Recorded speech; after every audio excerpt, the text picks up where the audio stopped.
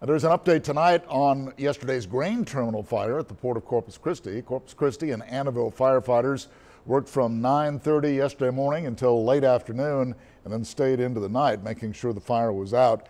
Grain dust ignited in one silo, but fortunately it was confined to just that particular silo. City Fire Chief Robert Rocha says it was a challenge getting water to where it was needed because he says there's too much land to install fire hydrants for every acre. But he said they were not in a major rush to put out the fire, that it was safer to attack it slowly. As fire chief, my primary concern is for the health and safety of my firefighters, and we wanted to make sure that whatever technical tactic that we undertook in order to mitigate the process, we weren't going to put firefighters at risk, and so it took our time. And Chief Rocha says the damage was confined to that one silo. No one was hurt. He says an investigation is still ongoing into the cause of that grain dust explosion.